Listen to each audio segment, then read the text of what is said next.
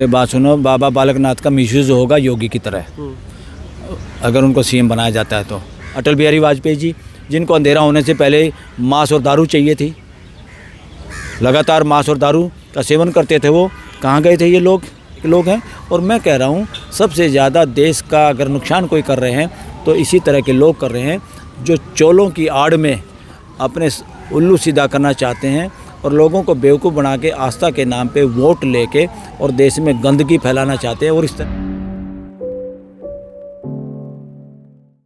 नमस्कार। बीजेपी चुनाव जीतते ही राजस्थान में जो विधायक हैं वो एक्शन में नज़र आ रहे हैं। उसको लेकर के आपने देखा एक वीडियो वायरल हो रही है आचार बाल मुकुंद की, जो कि ये कहते हुए दिखाई दे रहे हैं कि नॉनवेज की दुकानें बंद हो जानी चाहिए। ये कराची नहीं, ये छोटी काशी है, कराची बनाना चाहते हो क्या? इस तरीके के बयान देते हुए नज़र आ रहे हैं और इस पर तमाम लोग उन्हें ट्विटर पर ट्रोल करते हुए नज़र आ रहे हैं। इस बारे में हम बात करेंगे। सुप्रीम कोर्ट के हमारे साथ वरिष्ठ एडवोकेट हैं बलराज सिंह मलिक जी। सर, आपका क्या कहना है इस पूरे मसले पर, जिस तरीके से अब विधायकों की जो चीज़ें हैं, इस तरीके से बयान हैं वो वायरल हो रहे हैं? बहुत दुर्भाग्यपूर्ण है ये लॉ एंड ऑर्डर की स्थिति को अनकॉन्स्टिट्यूशनल तरीके से कंट्रोल करने की कोशिश है। ये गलत है, ये इलीगल है, ये गलत है। अब बात बताइए, कोई आदमी, कोई नुमाइंदा लोगों को कहे रेडी पटरी हटाओ या मांस की जो दुकानें हैं इनको हटाओ। अरे भाई, ये लोग उनसे बेहतर लोग हैं जो सांप्रदायिक स्थानों पे या जो फेथ के लोगों का इंतज़ार करते रहते, कोई चढ़ावा चढ़ाएगा फिर अपना घर चलाऊंगा या फिर अपना गुजारा करूंगा। जो फ्री फोकट की रोटी खाने वाले लोग हैं उनसे तो बेहतर लोग हैं जो अपने रेडी पटरी लगा के अपनी मेहनत से अपना गुजारा करते हैं। ये देशभगत लोग हैं ऐसे सब। और ये आत्मसम्मानी लोग हैं जो अपनी मेहनत मजदूरी करके अपना घर का और अपना पेट भरते हैं। रही बात मांसाहार की, इस देश का सर्वे कराओ पहले तो। जो जिस समाज से वो आते हैं, एमएलए जिसने ये बात की है, वो और उसके समाज के लोग या उसके सराउंडिंग के लोग, उसके रिश्तेदार, यार प्यारे या जो भी देश के हमारे लोग हैं, across the caste and creed, कितने लोग मांसाहार करते हैं। और मांसाहार करते हैं तो मांसाहार की दुकान होंगी तभी तो करते होंगे, या उनको मांसाहार चाहिए तभी तो दुकानों की जरूरत पड़ी। तो ऐसे लोगों को कैसे आप मना करोगे? पहले तो खाने वालों को मना करो ना, अपने आप रेडी पटरियाँ हट जाएंगी। मांसाहार का नुकसान है तो उसके बारे में जागरूक करो ना, समाज को शिक्षा में लाओ ना। इंसान को क्या खाना चाहिए, क्या नहीं खाना चाहिए, क्या नुकसानदायक, क्या फ़ायदेमंद है, ये आप समझाओगे क्या? ये सांप्रदायिक ग्रंथों के आधार पे चलेगा क्या? ये मानव समझदारी के आधार पे, साइंटिफिक टेम्पर के हिसाब से समझेंगे क्या खाना ठीक है, क्या नहीं खाना। ये शिक्षा की भी चीज़ है, शिक्षा की वस्तु है, ये ज़ोर ज़बरदस्ती की वस्तु नहीं है। इसी पार्टी से जो के विधायक जो बोल रहे थे, उसी पार्टी के लोकप्रिय प्रधानमंत्री जो रहे अटल बिहारी वाजपेयी जी, जिनको अंधेरा होने से पहले मांस और दारू चाहिए थी, लगातार मांस और दारू का सेवन करते थे, वो कहाँ गए थे ये लोग? कभी कह पाए क्या? इसी पार्टी के कितने सारे नेता मांस मदिरा का सेवन करते हैं, उनको कह पाए क्या? इनका कोई संगठन उनको मना कर पाए क्या? उनको टिकट देने से रोक लगाई क्या? उनको प्रधानमंत्री, एमएलए, एमपी बनने से रोक लगाई क्या? बकवास कर रहे हैं, अननेसेसरी। ये जानबूझ के किया जा रहा है। जानबूझ के क्या किया जा रहा है? ये ध्रुवीकरण के लिए किया जा रहा है और कोई काम नहीं है। ये अपराध किया जा रहा है, ये अपराध है। एक्शन लेना चाहिए ऐसे आदमी के खिलाफ। मैं तो कहता हूँ ऐसे आदमी के खिलाफ ये है एक्स्ट्रा जुरिडिक्शनल एक्टिविटी ऑफ एमएलए। कोई भी हो ऐसा नहीं कर सकता। कुछ लोग हैं जो पैसे वाले हैं या जो ठगी ठारी मार के धन कमाए हुए हैं, उनके बच्चे रोल तो KFC पे जाएंगे, जो अच्छी दुकान बैठने की जगह है, अच्छा महंगा है, अच्छा सारा सिस्टम है, वो जाएंगे। जो गरीब गुरबा आदमी है इस देश के, उसका किसी का इस तरह वेज नॉन वेज खाना का मन है, कोई अंडे खाने का मन है या खा रहा है, वो कहाँ जाएगा भाई? ऐसी महंगी दुकान में जाएगा क्या जहाँ बैठने के पैसे लगते हों? तो उसको कहाँ मिलेगा? ये सड़क पे जितने भिखारी हैं इन पे ध्यान देना चाहिए ऐसे एमएलए को, कि देश के लोग, हमारे देश के बहन भाई ऐसे हाथ करने पे मजबूर ना हो किसी के सामने। कोई भी मानव ऐसे हाथ खड़ा नहीं करना चाहता। उनसे तो लाख दर्जे मैं सैल्यूट करता हूँ ऐसे लोगों को, जो अपना रेडी पटरी लगा के अपनी मेहनत मजदूरी करके अपनी मेहनत से कमाई करके अपना घर बढ़ते हैं, न कि उन ढोंगियों के जो आदमी श्रद्धा के नाम पे, सो कॉल्ड धर्म के नाम पे अपने बाल बच्चों को और अपने परिवार का पालन पोषण करते हैं। असली गड़बड़ कौन कर रहे हैं? कौन है फिर असली? क्या शब्द मैं यूज़ करूँ ऐसे लोग?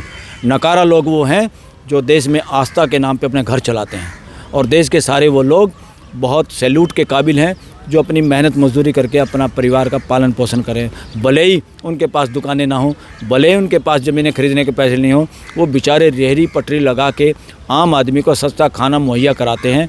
ऐसे लोगों के खिलाफ ये कार्रवाई शर्म आनी चाहिए, शर्म आनी चाहिए। लेकिन ध्रुवीकरण की आप बात कर रहे हैं, वो तो बयान दे चुके हैं, माफ़ी मांग चुके कि ऐसा कुछ ठेस अगर पहुंचा हो तो मैं इसके लिए माफ़ी मांगता हूं कि मैंने किसी धर्म विशेष के लिए नहीं ये बात कही। अरे भाई, आपको अभी यही नहीं पता बोलना क्या है, तो आप विधानसभा में क्या बोलोगे? बोल बोल के माफ़ी मांगोगे क्या? ऐसे लोग कैसे नुमाइंदे बना दिए? कैसे ऐसे लोगों को टिकट दिया? पता नहीं क्या इन संगठनों को? ये आदमी क्या बोल सकता है, इसकी क्या समझ है? उसकी कोई हिम्मत नहीं। किसी एमएलए एमपी की इस देश में कोई हिम्मत नहीं है। वो करता है जो आका बोलते हैं, समझे? इसलिए इशारों पे काम करते हैं, अदरवाइज नहीं। लेकिन जनता ने वोट दिया है ऐसे लोगों को। आप जिस बाबा की बात कर रहे हैं, बाबा को ही तो वोट दिया, तभी तो वो बने। अरे भाई, जनता ने वोट दिया। जनता तो बहुत चोर लफंगों को भी टिकट दे देती है, वोट दे देती है। जनता कोई टिकट थोड़ा बांटती है, बांटती तो पार्टियां हैं। सिस्टम ऐसा है इस देश में। इस देश में कोई भी चोर उचक्का एमएलए एमपी बन सकता है, सीएम पीएम बन सकता है और कई साल तक कई बार बन सकता है। इसका मतलब वो महान नहीं हो जाता। महानता का मतलब है पूरी मानव जाति को जब स्वीकार्य होता है ये आदमी महान है। वरना लंबे समय तक किसी पद पे रहने से, ज़्यादा डिग्रियां लेने से और ज़्यादा पैसा कमाने से आप महान बन जाओगे, लोग आपको महान कहेंगे। नहीं, ये बकवास है। ना हिस्ट्री ज़्यादा दिन उस आदमी की चलती। ये किताबों में लिखवाना, स्तंभ लगवाना और ये लगवाना, इनसे कुछ होने वाला नहीं। और ना भारत रत्नों से होने वाला। जिनको भारत रत्न दिए हैं वो एग्ज़ाम में पास होने के लिए उनका नाम याद रखना पड़ सकता है, और ना देश को ज़्यादातर भारत रत्न वालों का नाम नहीं। क्योंकि असली लोगों को जब तक आप भारत रत्न नहीं दोगे, जिनको जनता प्यार करती है, तो भारत रत्न भी कमज़ोर हो जाता है। जो मुख्यमंत्री बनने की रेस में है बाबा बालकनाथ तिजारा से, जिन्होंने चुनाव लड़ा, वो भारत पाकिस्तान का एक तरीके से वो बता चुके थे, भारत पाकिस्तान का युद्ध बता चुके थे। क्या ये लगता है कि वो अब मुख्यमंत्री बनेंगे तो ऐसे बाबाओं पर नज़र रखेंगे, बाबाओं के खिलाफ कुछ कार्रवाई करेंगे?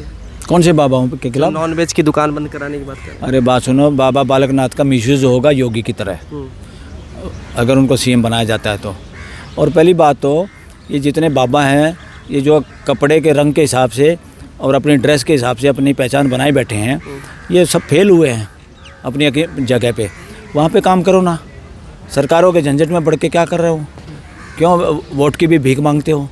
इससे बड़ा पद है, अगर किसी संस्था का पद है, संस्थाओं का पद, एनजीओ के लोग इन एमएलए एमपीओं से बड़े पद हैं, बड़े लेवल पे काम कर सकते हैं और अपने हिसाब से काम कर सकते हैं। दबाव में उनको काम करने की ज़रूरत नहीं। और जो बाबा है, किसी खास पंथ की वजह से उसको ड्रेस दी गई है और उसको छोड़ के किसी दूसरे काम में बिजी हो गए हैं और उसको लोगों के खिलाफ़ बोलना पड़ता है, उसको किसी दूसरे मानव के खिलाफ़ बोलना पड़ता है। जितने भी आड़ लेके सो कॉल्ड धर्म की, मैं कहता हूँ संप्रदाय, ये धर्म वर्म नहीं है। धर्म ना ये समझते ना धर्म। धर्म कोई चीज़ है तो वो है जो पूरे 800 करोड़ को स्वीकार्य होती है, वो धर्म होता है। बाकी मंदिर मस्जिद गुरुद्वारे ये पहचान बनाने से या इन किताबें जो ले हैं इनके आधार पे कोई धर्म होता, धर्म नहीं होता। धर्म है मानवीय आचरण का रास्ता जो है और को एग्जिस्टेंस में जीने की जो योग्यता है, वही आदमी धार्मिक है। और धर्म वही है जो आदमियों को सह अस्तित्व में जीना सिखा दे, और वही लोग जो उस सह अस्तित्व का आचरण के साथ हैं वो धार्मिक हैं। जिसको एक आदमी के खिलाफ़ बोलना पड़ता है, हिंदू हो के मुसलमान के खिलाफ़ बोल के राजनीति करनी होती है, वो धार्मिक नहीं सांप्रदायिक लोग हैं। और मैं कह रहा हूँ सबसे ज़्यादा देश का अगर नुकसान कोई कर रहे हैं तो इसी तरह के लोग कर रहे हैं, जो चोलों की आड़ में अपने उल्लू सीधा करना चाहते हैं और लोगों को बेवकूफ़ बना के आस्था के नाम पे वोट लेके और देश में गंदगी फैलाना चाहते हैं। और इस तरह की गंदगी, विभाजन की जो गंदगी है, ये आज नहीं तो कल हमारी आने वाली पीढ़ियों को भुगतना पड़ेगा। ये इस तरह का माहौल है। लेकिन बताया जाता है सर कि योगी के रास्ते पर वो भी चलेंगे और योगी की तरह ही वो कानून लागू करेंगे, बुलडोजर नीति लागू करेंगे, तमाम चीज़ें करेंगे। मुझे ऐसा लगता है एक दिन पश्चाताप होगा योगी भी कोई किताब लिखेंगे बुढ़ापे में, तो लिखेंगे ज़रूर इस बात को कि मैंने जो किया गलत किया और पश्चाताप कर रहा हूँ। ऐसा समय आएगा, ऐसा मुझे लगता है। क्योंकि मानवता के खिलाफ कुछ भी हम काम करते हैं, कुछ भी हम सोचते हैं, कुछ भी व्यवहार करते हैं, जितनी पीड़ा अपने स्वयं को होती है इतनी किसी को नहीं होती और वो दिखाई नहीं देती। ये लोग कितने पीड़ित हैं मैं समझता हूँ, मैं महसूस करता हूँ इन बातों को। ये लोग कितने बंधक हैं मैं महसूस करता हूँ इस बात को, कि कैसे अपनी टिकट, अपना पद बनाए रखने के लिए कैसे किसी के इशारे पे कैसे बोलना होता है, कैसे व्यवहार करना होता है, कैसे बिना मजबूरी के हंसना पड़ता है, बिना मजबूरी के खड़े रहना पड़ता है, बिना मजबूरी के बैठना पड़ता है, ये सारे वो लोग हैं, बहुत कमज़ोर लोग हैं। ये सर जो इस तरह की बातें राजस्थान में होने शुरू हो गई हैं, नॉन वेज, वेज, मुस्लिम, हिंदू, भारत, पाकिस्तान, इस तरीके का जो माहौल चुनाव के पहले ही बन चुका है, मतलब अभी सीएम बने नहीं हैं, क्या लगता है आने वाले समय में बीजेपी के लिए ये चेहरा बनने के बाद बालकनाथ का बीजेपी के लिए एक अच्छी राजनीति की शुरुआत हो जाएगी राजस्थान में भी? मैं तो ये कह रहा हूँ राजस्थान के लोगों को, मैं तो ये मेरा मन करता है कि उन लोगों के लिए एक संदेश मैं छोड़ूं कि बीइंग ए ह्यूमन बीइंग, आप लोग इन चक्रों से ऊपर उठिए। किसी भी नेता की कोई भी बात हमें जातियों में, संप्रदाय में या सो कॉल्ड धर्म के दायरे में रखना चाहती हैं अपने उल्लू सीधा करने के लिए, और हमें आदमी को आदमी से दूर करती है, वो सारे के सारे देशद्रोही लोग हैं। उनसे सचेत हो जाओ। आज वो लोग सरकार में हैं तो अपने निजी लालचों के चक्कर में नौकरी मिल जाएगी, कोई चेयरमैन बन जाएगा, किसी को टिकट मिल जाएगी, किसी को परमिट मिल जाएगा। इनको छोड़ के, ये बहुत छोटी चीज़ें हैं। देश की भावी पीढ़ी को भी अगर सही सलामत रखना चाहते हो तो इन ऐसी ताकतों को, जो भी ताकत कोई भी हो, किसी भी पार्टी में हो, जो देश में बंटवारा चाहते हो किसी भी तरीके से और सत्ता में बने रहते हो, इन सब से सचेत होने की ज़रूरत है। और ख़ास तौर पे योगी और ये बालकनाथ, ये तो ऐसे लोग हैं जो नाथ संप्रदाय से हैं। नाथ संप्रदाय के लोग अगर इस तरह की बात करेंगे, मानव को मानव से फाड़ने की बजाय अगर पाटने की बात नहीं करेंगे, एक करने की बात नहीं करेंगे, तो संप्रदाय पे भी क्वेश्चन मार्क लगता है इन लोगों की। इनको इससे ऊपर उठना चाहिए। ये पद कुछ नहीं है, मुख्यमंत्री कोई पद ही नहीं है कि मुख्यमंत्री हो गए तो सब हो गया, जो चाहे बोल लो, जो चाहे हमारे से कुछ भी बुलवा ले, जो चाहे हम करवा लें। अरे लोगों के घर बनवाने में मदद करना मानवता है? ये लोगों के घर ढाने में मानवता है? ये दिल्ली में कितनी इलीगल कॉलोनी बनी हुई है देश की राजधानी में, किसने बनवाई थी भाई? ये कोर्टें भी यहीं थी, ये नेताओं की बनवाई हुई हैं, और सारी रेगुलर हुई कि नहीं हुई? और अब तुम्हें मकान नज़र आता है तो कोई भी आदमी थोड़ा सा कुछ काम करता है, तुम उससे बदला लेने के लिए उसकी बिल्डिंग ढा देते हो। ये इलीगल थी, ये नक्शा पास नहीं हुआ। अरे पहले अपने अंदर झांको। आपने ज़िंदगी में जो काम किए सारे कानून के तहत किए हुए हैं क्या? अपनी ज़िंदगी में झांकना चाहिए इन लोगों को कि ज़िंदगी में आज तक जहाँ हम पहुँचे हैं, हमारा सारा काम और व्यवहार, सोचना सब कानून के दायरे में आता है क्या? कितने उल्टे पुल्टे काम किए हम लोगों ने। तो ये इस तरह की करना, ये देश को पीछे ले जाने वाली बात है। ये देश तो अब मना रहा है यूनिवर्सल डिक्लेरेशन ह्यूमन राइट का, गोल्डन डायमंड जुबली, और हम क्या बात कर रहे हैं? उन ह्यूमन राइट का वायलेशन कर रहे हैं। उन ह्यूमन राइट के वायलेशन के पक्ष में हम बोल रहे हैं, तो क्या है? ये अनकॉन्स्टिट्यूशनल है और यूएन के रिजोल्यूशन और यूएन के अंतर्राष्ट्रीय कानून के खिलाफ भी है। ये पूरी मानवता के खिलाफ है। ऐसी बात, ऐसे रास्ते, ऐसे भाषण, और ऐसे तो लोग धर्म के आधार पे, जाति के आधार पे लोगों में भेदभाव करना, बांटना, खाने पीने के आधार पे, ड्रेस के आधार पे, सो कॉल्ड रिलीजियस बुक्स के आधार पे, ये सब किताबें आदमी लिखता है। आदमी दिमाग पे आदमी को कंट्रोल नहीं कर सकती। किताबें आदमी लिखता है, किताबों में लिखी हुई बात आदमी को कंट्रोल नहीं कर सकती। आदमी अपने स्वभाव से, अपने ज्ञान से कंट्रोल में होता है। तो कौन सा ज्ञान की ज़रूरत है देश को? भाईचारे के ज्ञान की, सहअस्तित्व के ज्ञान की ज़रूरत है। ये क्या दे रहे हैं? क्या करें भाई इनका? राजस्थान में एक अंतिम सवाल है कि राजस्थान में ही अब कानून प्रशासन पे भी सवाल उठने लग गए हैं। जब से करणी सेना का राष्ट्रीय अध्यक्ष की हत्या कर दी गई है, गोली मार दी गई है, उनको सुरक्षा व्यवस्था नहीं दी है, उनको धता बता करके ये मारा गया। तो आपको क्या लग रहा है कि राजस्थान में स्थिति अब गंभीर होती जा रही है इस तरह की घटनाओं को? देखो, पहली बात तो सुरक्षा का माहौल ऐसा होना ही नहीं चाहिए हमें सुरक्षा की ज़रूरत पड़े। हम अपना जीने का तरीका, अपना व्यवहार ऐसा रखें कि हमें सुरक्षा की ज़रूरत नहीं पड़े। सुरक्षा तो हमारा समाज, हमारा परिवार, हमारा पूरा देश हमारी सुरक्षा है। 140 करोड़ लोग एक दूसरे की सुरक्षा है। फिर भी अगर कोई ऐसे ने कोई गलत काम किया, कोई पार्टीबाजी में या किसी और वजह से सुरक्षा को खतरा भी होता है, फिर स्टेट की ड्यूटी भी बनती है। अगर उस आदमी को कोई खतरा था और उसने कहा था मुझे सुरक्षा मुहैया करा देनी चाहिए थी, क्या दिक्कत है?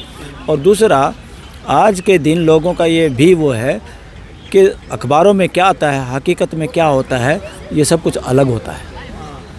इसलिए अखबारों की लिखी हुई बात मानने की कतई ज़रूरत नहीं है। हर आदमियों को खुद सोचना चाहिए कि जो काम हुआ वो हो भी सकता है कि नहीं हो सकता, जिसका नाम लेते हैं वो कर सकता कि नहीं कर सकता। बहुत सारी चीज़ें तंत्र के कंट्रोल में है। मीडिया सारा का सारा ज़्यादातर सरकारों के कंट्रोल में होता है। अब तो पूरा रिकॉर्ड ही टूटा हुआ है, पूरा देश अनुभव करता है इस बात का। अब बात इस यहाँ पर उसकी नहीं है अकेले की, और देश को बचाने के लिए देश के लोग ही आगे आते हैं, देश के लोग ही देश को बचाते हैं। नेताओं के भरोसे मुख्यमंत्री और प्राइम मिनिस्टर देश को नहीं बचाते, ये हमेशा हर बार झूठा साबित होता है। और कोई एक चेहरे को बना के कि देश में एक मसीहा आएगा और हम सबका कल्याण करेगा, ये मूर्खता की बातें हैं, इससे ऊपर उठने की ज़रूरत है। ये अंधविश्वास की बातें हैं। इसका मतलब एक आदमी के बिना जो दुनिया ऐसे ही जानवर रहेगी। एक मसीहा आएगा, एक प्रधानमंत्री आएगा, एक मुख्यमंत्री आएगा, एक नेता ऐसा आएगा, ये बकवास है। इस बकवास से हटने की ज़रूरत है। देश की युवा पीढ़ी ऐसी बकवास सुनने का अब चाहती भी नहीं, मगर उनको भी बार बार सुना के है कि फलां आदमी ही कल्याण करेगा देश का। ये नॉनसेंस है। ये पॉलिटिकली मोटिवेटेड हत्याएं हैं, आपको लग रहा है? मैं क्या कहूँ इस बात का, क्योंकि हमें ग्राउंड रियलिटी का पता नहीं। ज़्यादातर इस देश में जो भी कुकर्म होता है वो पॉलिटिकली मोटिवेटेड होता है। नाम किसी का आता है, करता कोई और है, खबर में कुछ और आता है। इसमें गहराई में जाने की ज़रूरत है। और बड़ी बात यह है, सरकारों के हाथ इतने लंबे होते हैं, निर्दोष को दोषी और दोषी को निर्दोष बनाने का काम बहुत आसानी से हो सकता है। बहुत बहुत धन्यवाद हमसे बात करने के लिए। खबरों में बने रहने के लिए फोरम 4 को सब्सक्राइब करें और नोटिफिकेशन पाने के लिए बेल आइकन दबाएं।